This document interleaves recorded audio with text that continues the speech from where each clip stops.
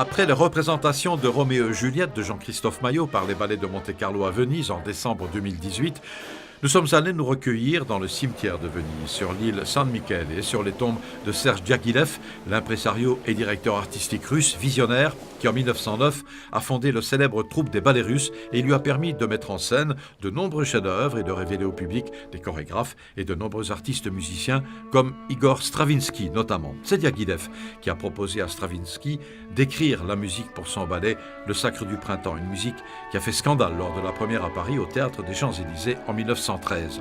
L'histoire de la danse à Monte-Carlo étant intimement liée à l'aventure des ballets russes de Diaghilev, la compagnie des ballets de Monte-Carlo et l'orchestre philharmonique de Monte-Carlo ont proposé du 5 au 10 février dans la mythique salle du Théâtre des Champs-Élysées une semaine ballet russe sous le titre En compagnie de Nijinsky, avec d'abord un grand concert de l'orchestre philharmonique de Monte-Carlo sous la baguette de son directeur artistique et musical Kazuki Yamada, puis 4 représentations d'œuvres marquantes des ballets russes revisitées les plus talentueux chorégraphes d'aujourd'hui.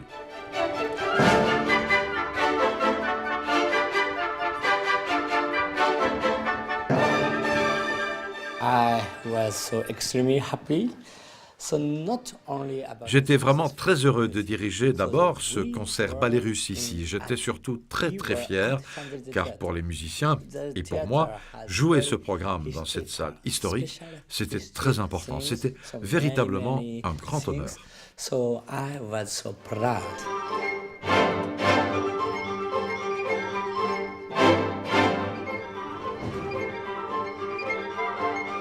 Quoi de plus extraordinaire que de pouvoir présenter l'orchestre en soi et puis par la suite que l'orchestre nous accompagne dans la fosse, là où on les voit moins, mais où pourtant ils sont tellement importants puisque la musique vivante n'a pas son pareil.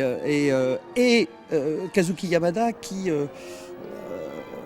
chose assez rare pour un chef de cette trempe, de cette qualité-là, aime vraiment accompagner la danse. Il aime vraiment travailler avec les danseurs, avec les chorégraphes. On sent que c'est vraiment quelque chose qu'il fait avec passion en étant à l'écoute de notre demande.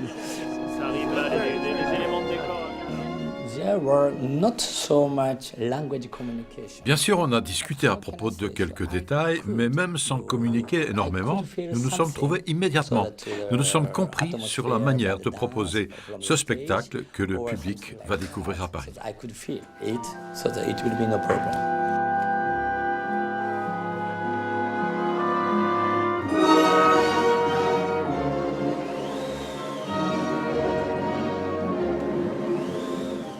Au programme de En compagnie de Nijinsky, 4 ballets, Daphnis et Chloé, chorégraphie de Jean-Christophe Maillot, musique de Maurice Ravel, Aimer j'en rêve, l'après-midi d'un faune, musique de Claude Debussy, revisitée par Jeroen Verbruggen en première française, Le Spectre de la Rose, musique de Karl Maria von Weber, chorégraphie de Mario Buch, et en première française, Petrouchka, chorégraphie de Johann Inger, d'après Michel Fokine et Alexandre Benoît, musique bien sûr de Stravinsky. La présence à Paris, au Théâtre des Champs-Élysées, dans un même spectacle des ballets de Monte-Carlo, avec dans la fosse l'Orchestre philharmonique de Monte-Carlo, a été pour les 2 entités artistiques un événement de première importance qui n'avait pas eu lieu depuis plusieurs années. Cet événement a entraîné l'organisation de journées culture et gastronomie monégasque, avec l'invitation de Benoît Wabitz, qui a remplacé du 7 au 10 février le chef habituel dans les cuisines de la Maison Blanche, le restaurant se trouvant sur le rooftop du Théâtre des Champs-Élysées. Avec la participation de Jessica Sbaraglia, de Terre de Monaco, qui gère le potager en cours de Benoît Wabitz, et de Philippe Culazo, qui a réalisé des apéritifs à la monégasque. Voilà, nous avons créé une petite carte sur une semaine avec 5-6 entrées, 5-6 plats et autant de desserts. Soupe de poisson de roche, on parle de risotto avec de truffes d'hiver, on parle de légumes des jardins avec un petit condiment avocat. On est sur une escabèche aussi avec des sardines, avec de l'encornet, du poulpe, ensuite du rouget. On a évidemment un filet de bœuf aussi, Prince Albert. Alors c'est un filet poêlé garni avec foie gras et truffes et servi avec quelques légumes racines. Voilà. Et évidemment la célèbre crêpe Suzette de Monaco.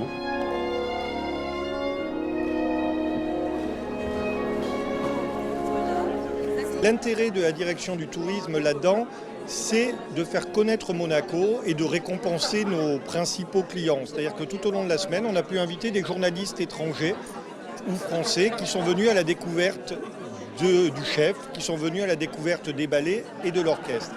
Par exemple, aujourd'hui à midi, nous avions un déjeuner avec des gros organisateurs de congrès en principauté ici à la Maison Blanche. Et ce soir, comme vous le voyez autour de nous, nous récompensons nos clients et qui surtout ont l'opportunité de rencontrer maintenant, après le spectacle, les danseurs et les musiciens de l'orchestre.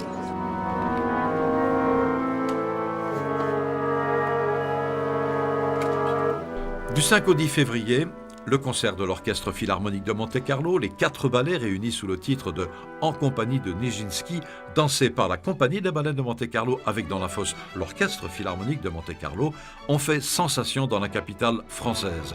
Les autorités monégasques, qui avaient fait le déplacement à Paris, ont été séduites, mieux enthousiasmées, comme le public d'ailleurs. Un public exigeant qui, comme chaque saison dans ce théâtre, le Théâtre des Champs-Élysées, vient applaudir les plus grands noms de l'opéra, de la danse et de la musique.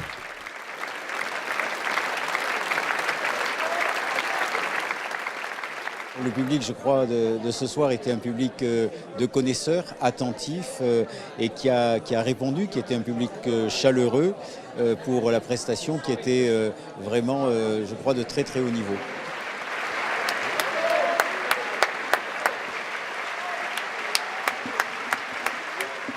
On travaille beaucoup depuis longtemps sous la direction du prince Albert à essayer de regrouper les forces de Monaco pour avoir une projection et un rayonnement plus grand, plus efficace.